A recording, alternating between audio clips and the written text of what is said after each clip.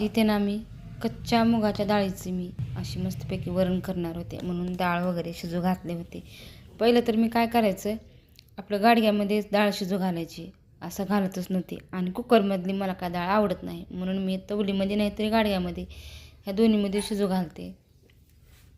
तर बघा इथं मस्तपैकी अशी कांद्याची चटणी करून घेतले होते डब्यासाठी.